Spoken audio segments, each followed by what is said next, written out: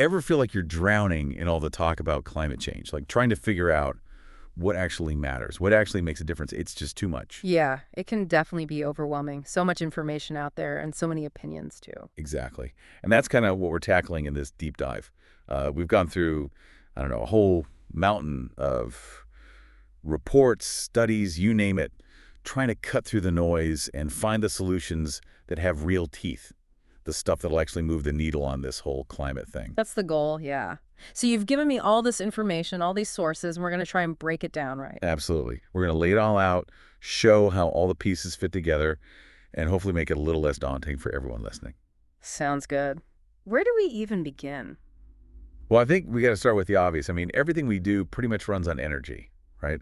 And the way we're getting that energy right now, burning fossil fuels like it's going out of style, that's the problem. It's kind of the root of the problem, I guess you could say. Right, so all these sources I gave you, they're pretty much unanimous on this. Hmm. You got to ditch the coal, the oil, the natural gas. We need to go all in on renewables. Solar, wind, hydro, geothermal, the whole shebang. It's a big shift, for sure. And it's not just about building a ton of wind turbines and solar panels either. Yeah, that's something that really jumped out at me too. It's like, okay, we can make all this clean energy, but how do we actually get it to where it needs to go? It's all about the infrastructure. The power grids, the way we store energy, those have to change. Like, imagine a world where, everyone's got solar panels on their roofs.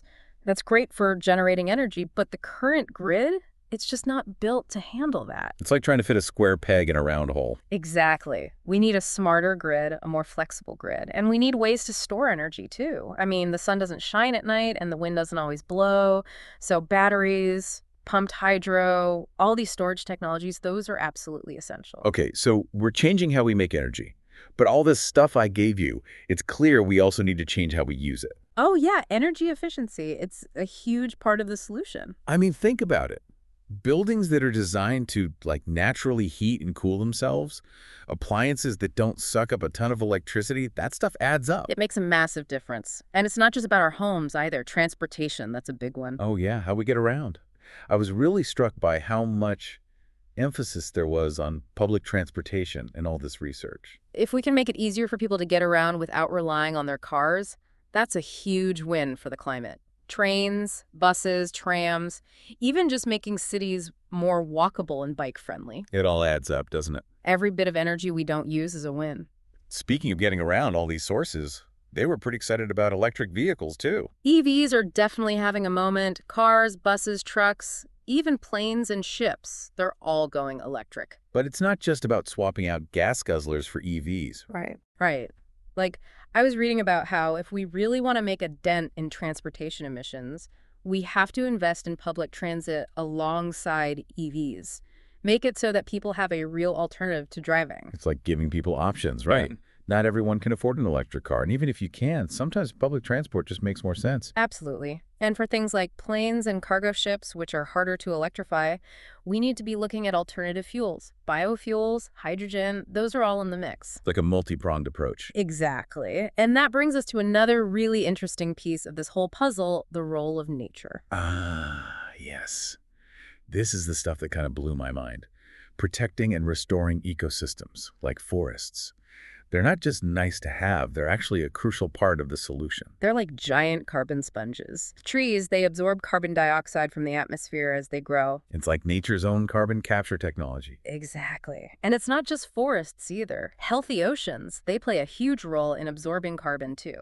And the way we do agriculture, that matters too, right? Oh, absolutely. Sustainable agriculture practices, those can help reduce emissions from farming and even improve the soil's ability to store carbon. It's all connected, isn't it? It's a beautiful system, really. But on top of all this, all these natural solutions, there's also the more technological side of things. Carbon capture and storage, that's a big one. Yeah, this one was kind of sci-fi to me at first. Like, Yeah. you're telling me we can just grab emissions right out of the air. Well, it's not quite that simple, but yeah, the idea is to capture carbon dioxide emissions from power plants and factories and then store them underground. It's like we messed up, but now we're cleaning up our mess. In a way, yeah. And when you combine that with protecting and restoring natural carbon sinks like forests, it starts to look like a pretty comprehensive strategy. Okay, so we've got all these amazing solutions, but how do we actually make them happen? That's where things get tricky. I mean, none of this is going to happen on its own. We need governments to step up and create the right policies. Yeah, incentives for renewable energy, regulations to phase out fossil fuels, carbon pricing, all that stuff. Exactly. And it can't just be one country doing its own thing. This is a global problem, so we need global cooperation. International agreements like the Paris Agreement, those are essential for getting everyone on the same page. It's a big task, but it feels like we're moving in the right direction. Definitely. And amidst all these big systemic changes, we can't forget about the power of individual action. Yeah, sometimes it feels like, what can one person really do? You'd be surprised. All these sources I looked at, they highlighted how much of a difference individual choices can make. The way we consume, the way we travel, even the way we vote, all of that It's matters. like all these little actions, they add up to something much bigger. Exactly. If enough people start making those choices, it sends a powerful message to businesses and governments. It shows them that people care, that they want change. So really, it's not just one thing. It's a whole bunch of things working together. It's about changing how we power our lives, how we get around, how we live, how we work together. And it's about protecting the natural world while also developing new technologies. It's complex, no doubt, but it's also, well, hopeful, I guess you could say. I agree. It's like we've got the solutions, now we just got to make them happen. So for everyone listening, I want to leave you with a question. What part of all this feels like most immediate opportunity for you? What can you do in your own life, in your own community, to be a part of the solution? And what questions do you still have?